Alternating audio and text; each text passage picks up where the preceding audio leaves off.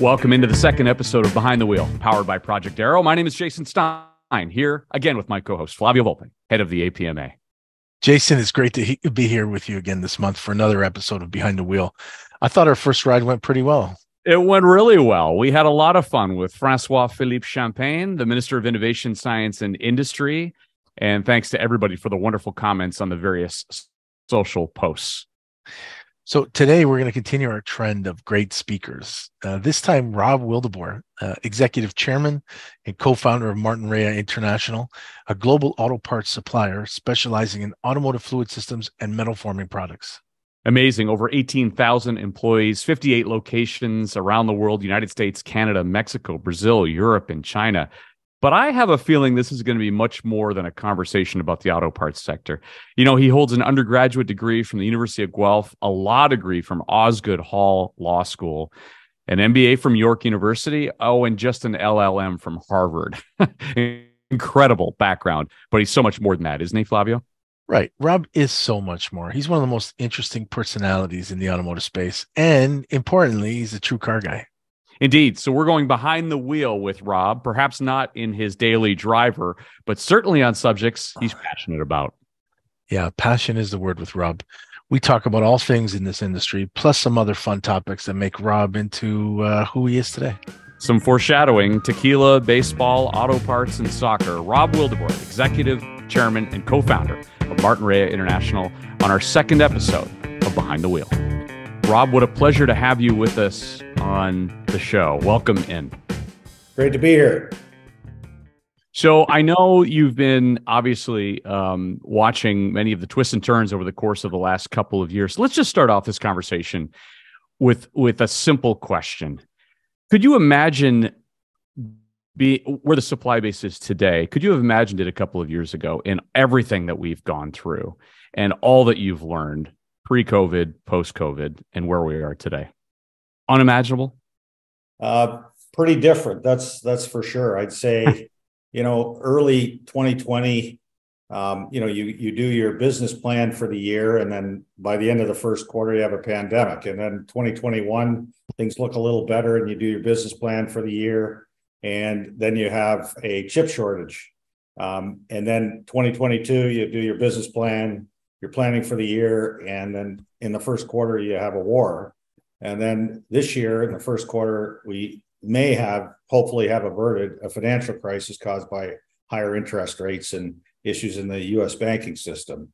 So someone asked me, how are you feeling about the auto parts industry? And I said, I feel pretty good, because when you get punched in the face every year, this year we've been punched in the face, but it hasn't been as hard in previous years. So I'm actually feeling pretty good. Rob, you guys are so heavily invested throughout North America, right? And you're one of the biggest employers in Kentucky, and you are one of the biggest employers in Mexico. Does that struggle hold true for operations across North America for you, or is it Canada specific? No, I think we're big believers in North America. We've been big believers since we started, which was, if you want to talk about crises, our first day together was September 10, 2001. We bought 3 presses. We were looking to finance them. I had a financing letter on my desk the morning of 9/11, and the person on the other side of the phone says, "You better turn your TV on. I don't think we're signing this letter." So as I was looking at the issues in New York and so forth, and obviously as horrified as anyone else, I was also thinking maybe we shouldn't have bought those presses. So, we see those challenges, but we started as a little company in Toronto, and we knew that we needed a footprint pretty quickly, and we had a favorable view of North America. We had a favorable view of Mexico. Also, my co-founder had built the first plant in Mexico for Magna. And so we basically very deliberately built a footprint, which we've been doing for about 20 years now in North America. So now we have about 2,500 people in Canada, 5,000 in the United States, and more than 8,000 in Mexico.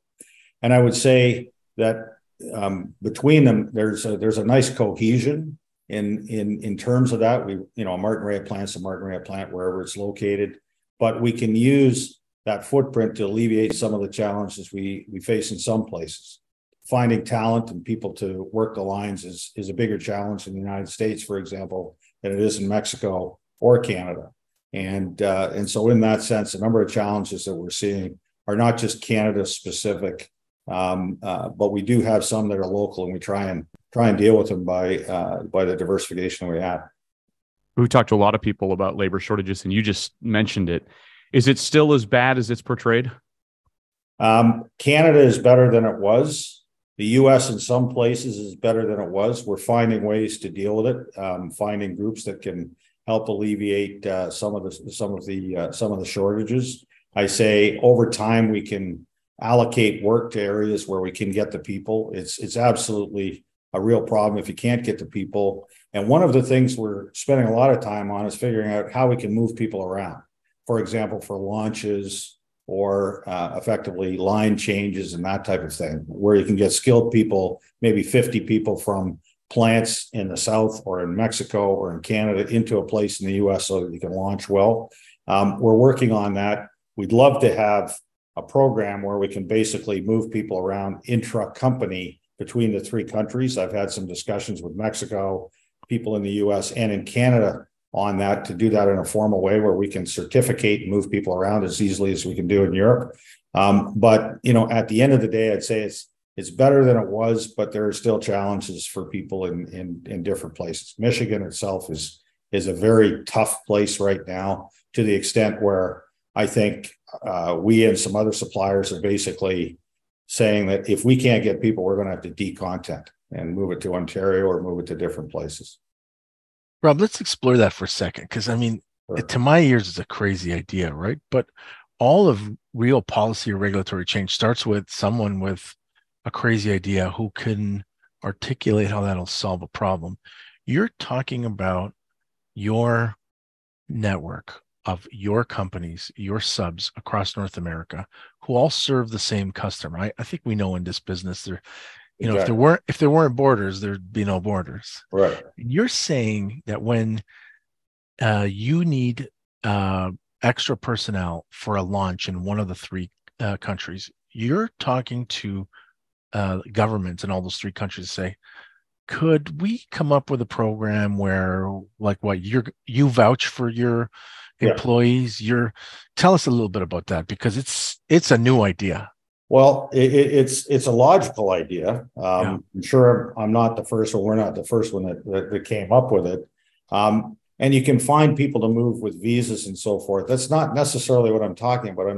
But because sometimes you need more than just a few and that type of thing. But we saw some of this in terms of border crossing between Canada and the United States during the pandemic, where we're essential business, and we would have letters that say this person's essential, moving here to work on such and such, and we need this person because of the fact that we need them on the line. And it was kind of messy, but for the most part, we were 90% successful. It became less successful when the governments were providing some clear guidelines, which confused everybody. But in that context, I'm willing to say, look, we'll certificate, and if we have, for example, a need in Michigan for 100 people, we're happy to take 100 people from Mexico, bring them in. We'll, certify who they are. At the end of their work period, we'll bring them back. They aren't taking permanent jobs. They can apply for citizenship if they want or whatever, but we will effectively ensure that. And that, to me, it makes a lot of sense. I know a number of executives that would be willing to sign on the dotted line, and the tongue-in-cheek comment I make to my friends in America is they're coming anyway. So at the end of the day, this is a way to ensure that it works efficiently, and it's very good for our industry. If I'm in Europe and we need people in Germany because there's some launch issues or new machines that need to be installed, we have a sister plant in Spain. It's just a case of picking up the phone or sending the email and say, let's get some people over, and it happens. So if we are a true trading region, and under the USMCA, and particularly in Ottawa, I think we are, this just makes a ton of sense.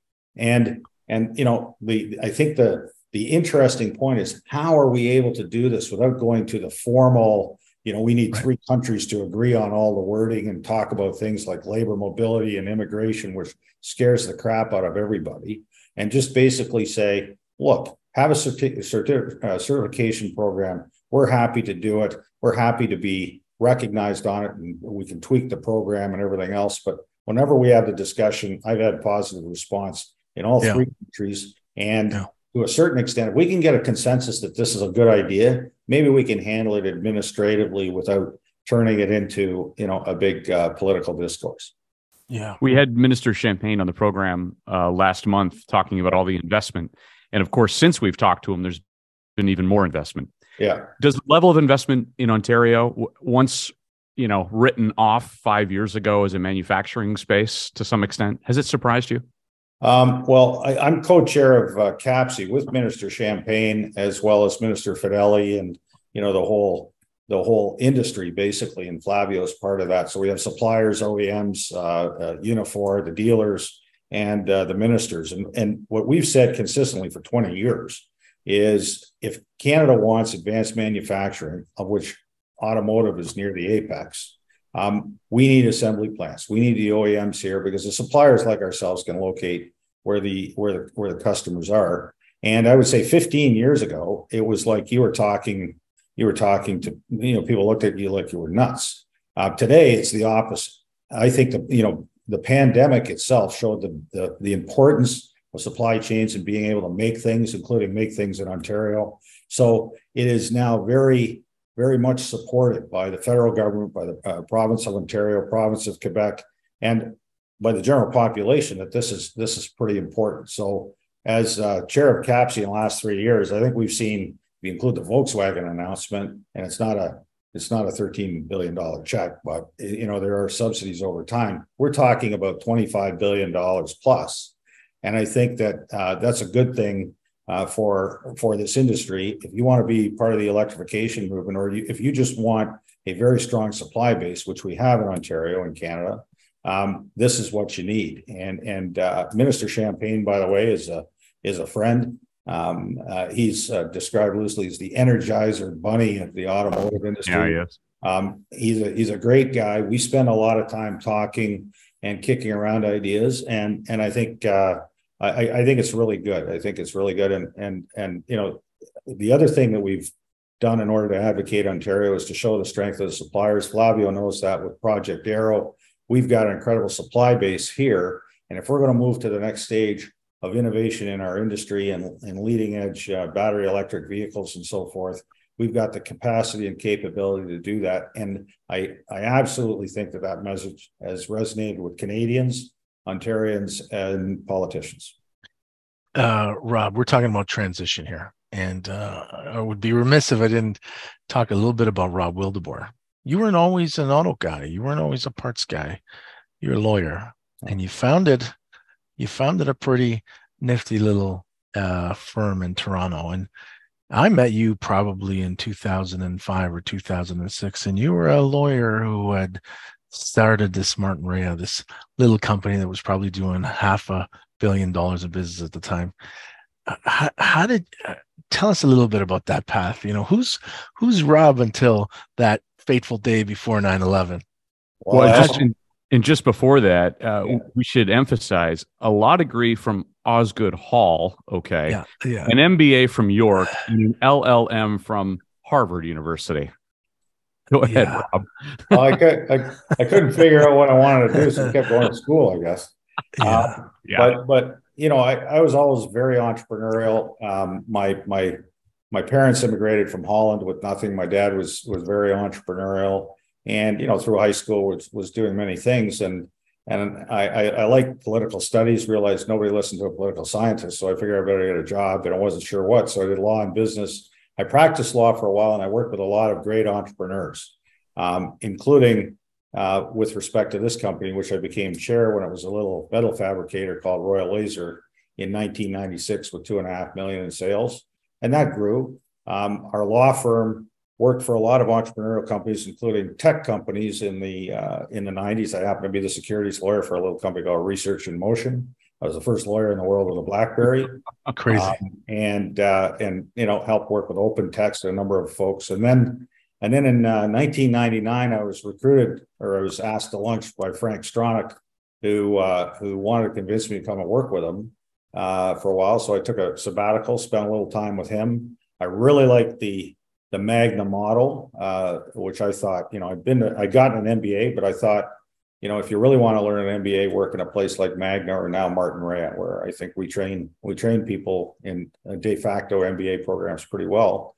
And I liked the industry and had the opportunity to co-found an auto parts business with Fred Jekyll and Nick Orlando in 2001. And we said, let's give it a shot.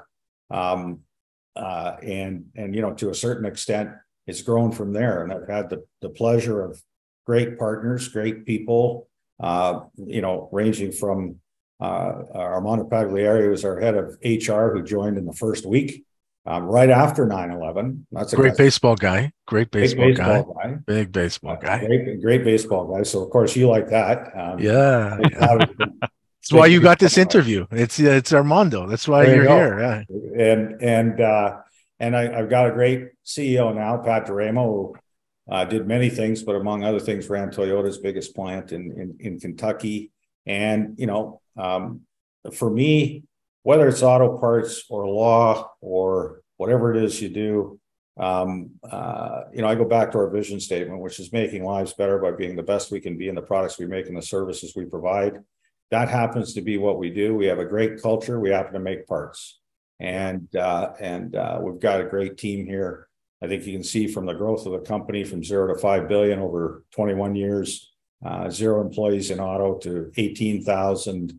And in many ways, some leading edge metrics when it comes to margins and everything else. We've got a great group here. So I'm not sure that sometimes I'm not sure I'm in the auto parts game. We had Charles Duhigg, who wrote The Power of Habit and some other great books, speak to our leadership conference, and he went through our vision and mission and principles, and he commented, he says, I look at that, I'm not even sure that it's an auto parts company. It's a culture that happens to do things. Yeah. And so if that's our base right now, 10 years from now, I'm not sure some of the things we're going to be doing. I think you bring that approach and see where it goes. And so to me, the approach to business, the approach to a golden rule mentality in business, which is treating people the way you want to be treated, treating them with dignity and respect, works in just about any area of business. It works in just about any area of life, quite frankly. And I think our people embrace it really well. And I think that's one of the secret sauces to our success as a company. I want to go back to the baseball thing for 1 second. You have a pretty tight connection with former Blue Jays, current Blue Jays, right? Well, I do through my head of HR. So it's a very interesting story. He was assistant trainer for the Toronto Blue Jays, and in the 80s. So the glory years, really building up the glory years, and then he'd spend the winter in the Dominican Republic, and eventually did what most single people do. Became serious about a lady to become his wife, and as a result, ended up settling down, and he settled down in Milton and ended up working at CarMax, which, as you know, is the big manufacturing plant there. Worked on the floor, and because of his HR skills, they made him head of HR, and so that background basically helps us. But I would say, once again, an analogy is no matter who you are, you're a team on the field between the lines. And that's one of our approaches to work as well. We have a very diverse group, and it works very well. It's not, and I make this statement from time to time. We're not a great company because of our diversity. We're a diverse company because we're great. We attract a lot of different people, and so in that sense, it's similar to a championship team in baseball, and maybe even someday a championship team in hockey, which is unlikely, unlikely this year, but miracles do happen. Somebody's got to find a way to win in Toronto. Jason, I'm going to share a little anecdote here. I was with Rob. We were one of the two of the 12 people in the Canadian delegation to the Three Amigos Summit in Mexico City in January. And we sat down, we had a little bit of tequila, and Rob started telling me about the different inflections and the different ways they're made, tequila is made there, and the pride that the different regions in Mexico and the people have in it. And he said, we're going to make our own tequila. And I said, of course you are. What are you talking about? Of course you are. And I was back at his place 2 weeks ago with Project Arrow to thank his team who helped us not just in building a car, but contributed lightweight materials and battery materials. And while I sat down with Rob and Armando, and he said, well, here, why don't you try some? And I said, what? This is real? And I'm going to stop talking. I'm going to give it to you, Rob. But for me, Jason, this is one of the differences when everybody works on culture, and every company I think that we represent is committed to culture, but getting creative in it, really diving in with the people that you employ is unique. And I like this story, Rob. Yeah. So I was having lunch in Vaughan, which means eating an Italian lunch. And the waiter comes to myself and my colleague Rocco, is the COO of Nano Explorer, and says, LeBron James is in town, and he makes great tequila. And what do you mean? He says, try the LeBron James tequila. So we tried it, and it was pretty good. And I said, but what does he know about tequila? And sure, he can buy in, etc. And so we're talking. I said, you know what? We have over 8,000 people in Mexico. We should be making our own tequila. Everyone's a tequila expert. And so came back and I'm making a call to Rodrigo Contreras, who works for us. He used to be the head of Pro Mexico. He used to bring tequila to China, tequila here. And we said, okay, well, let's figure this out. Can we do this? And he says, I can introduce you to people who make, some of the best tequilas in the world. And so I went with a couple of colleagues to Tequila, Mexico. Sacrificed my time to taste some tequila and try and determine what was good, et cetera. And then they said, well, what kind of tequila do you want? And I said, no, we're not going to pick it. We're going to come back with a number of people from Mexico to make that determination. And so we did that in January with 17 people. We tasted, the Añejo, the Reposado, and the Blanco. And they said, we'll make it according to, what you folks like. And so that tequila is now ready, but there's a few other things. We've bought a name. I'll keep that quiet here, but we bought a name that relates to the culture of Mexico. We've also got the form of bottle. We just are in the process of coming up with a label by asking our people in Mexico to each plant to submit, some drawings. I've seen we're down to the finalists. They are fantastic. And then what we're going to do is we're going to roll out. We're going to have this tequila bottled by September 1, and we're going to distribute it on September 15th, which is Mexican Independence Day. And every employee in our plant, in our company in Mexico, will get a free bottle of tequila. It'll be specifically made with our input. We are licensed for it, although we're giving away the first batch, and then we'll get feedback from our people. But as a Mexican company, and we go very local where we are, as a Mexican company, we take care of our people and we represent their culture where they are. And so when we're in Tennessee, we're Tennesseans. When we're in Mexico, we're Mexicans. When we're in Canada, we're Canadians. In German, we're Germans, Spain, Spanish, and so forth.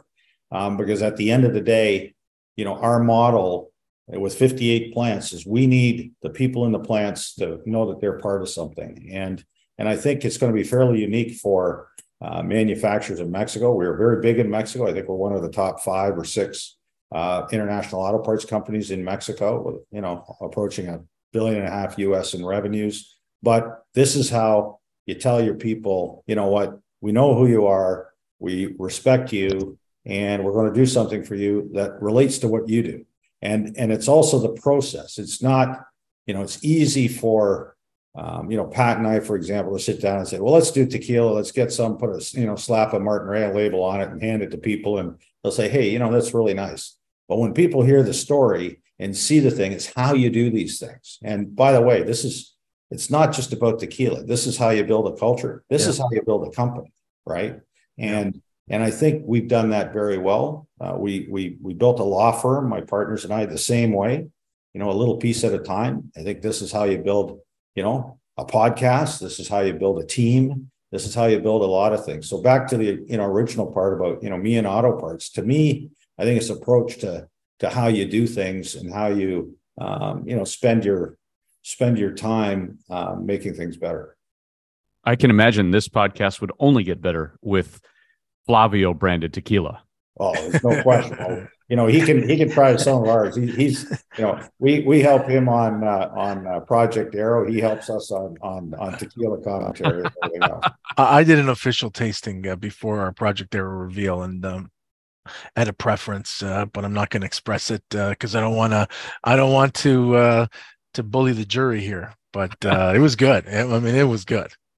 Yeah, the interesting thing is, and once again, this is a cultural point. Most people in Mexico, and not all, they like the Blanco, right? Yeah. They like the Blanco. It's less sweet. You can drink more of it. Don't get a hangover. These are practical things to consider when you're drinking tequila. In the United States and Canada, a lot of people more like the Añejo or the Reposado, which is sweeter. Of course, you don't want to drink too much or you get a hangover. It's like drinking Grand Marnier in some ways. And so to each his own. And I think we've done this in the way it should be done in the context of how to build it up.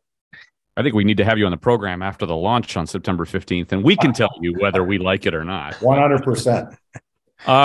You mentioned your role with CAPC. What's on your agenda coming up? What's on your agenda for the rest of the year? Well, I would say one of the biggest issues for our industry, obviously in the short term, I would say two things. In the short term, as we look at electrification, our basic message to our governments here and everywhere is, yes, we do have a move to electrification. I think it's tremendously exciting.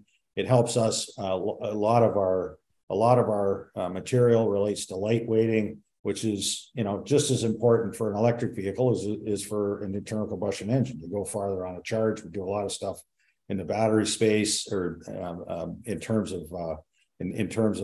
of manufacturing closures and that type of thing. But I remind our governments of three realities in our industry. The first one is that in order for people to buy it, it has to be affordable. And whether that's done in subsidies or lowering costs, the fact is that in a free and democratic society, people are going to buy what they can afford. And the second thing is you do need the infrastructure, and that doesn't come from nowhere. And both these items cost a lot of money. And believe it or not, there is actually a constraint on spending, and you have to make choices. And so to a certain extent, those are two things that will determine the speed of electrification. And that infrastructure includes energy and everything else. And then the third one is, the companies that make the product got to make money. And that's true with the OEMs, and it's true with the parts suppliers, where you're not going to have a lot of take-up. So I think the rollout's going to be slower than some people would say. I think it's coming. I think it's great. But internal combustion engine is going to be here for a while. That's our take. And so that's one of the policy issues there. I think one that, we have to remember now, and it is going to be relevant for the next number of years, is, believe it or not, the USMCA is up for renewal in 3 years. We're halfway through the process, and we have, we take a Mexican perspective, a Canadian perspective, and an American perspective. And I think it's very important to us in the auto industry.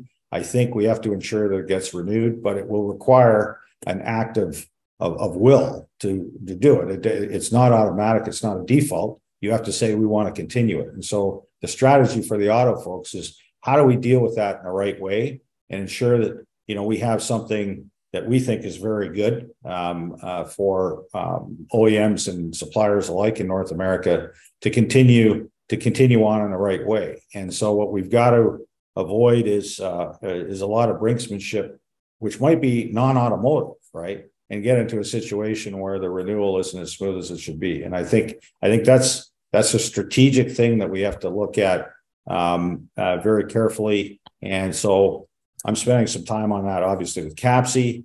The APMA is doing that, and we have our CFO Fred DeTosto as chair of the APMA, working working with Flavio. We're helping him, but that's also true of the INA in Mexico, and it's true of the OESA in the United States, where Pat's a member of that. There has to be a consistency on that, and I think that the solution to that is to a certain extent recognizing it's the three countries that negotiate. So it's not an intra-U.S. discussion between OEMs and suppliers in the Congress.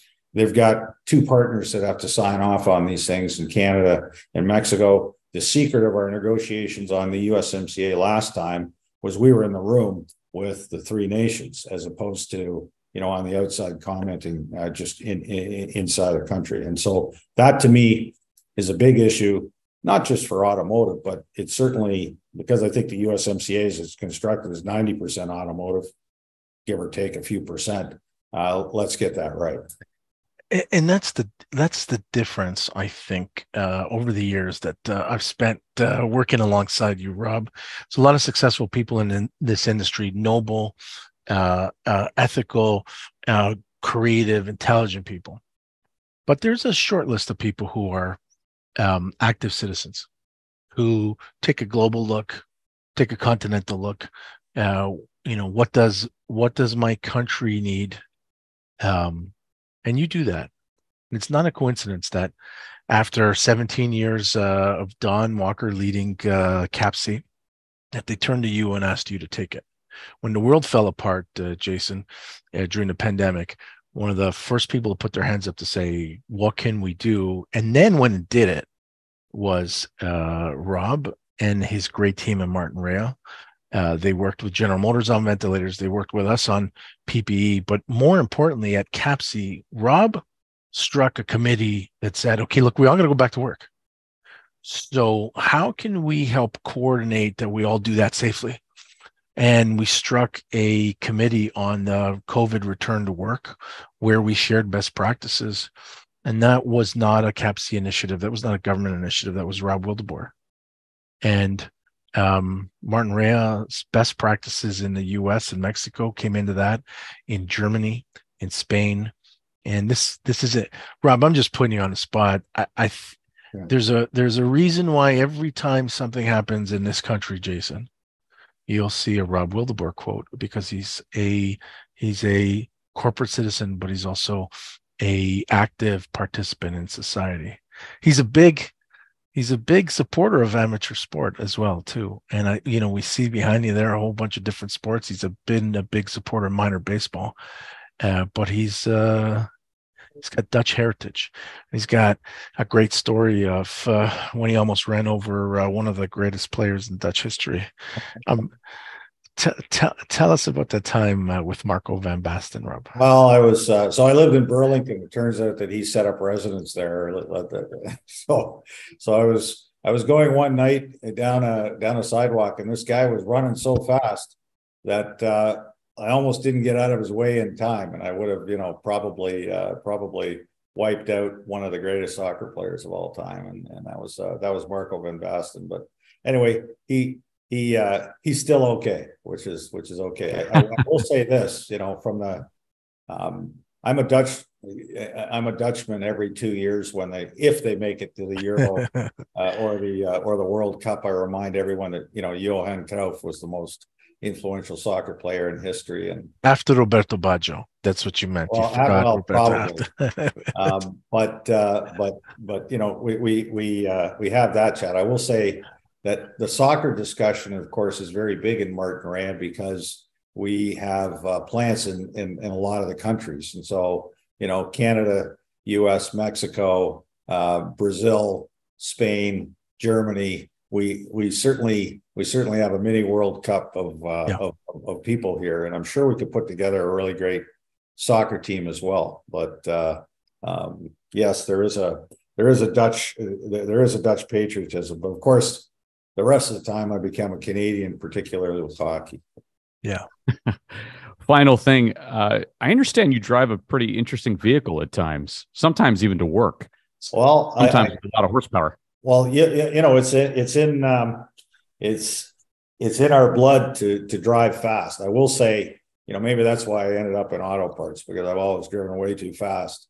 But I have a nice Mustang with a Roush upgrade to 670 horsepower, nice orange and black Mustang.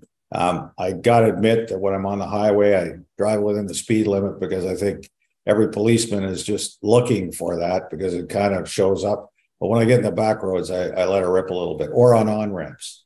And I will say that, you know, I did have a very nice TRX ignition edition, the orange and black, which I searched long and hard for, and I had it for a period of 3 weeks, and then I got stolen out of my driveway. So I'm missing that one, but I'll tell you, for the 3 weeks I had it, it was wonderful. As Bogart said in Casablanca, you know, we'll always have Paris, and I say, well, we always had the ignition for 3 weeks.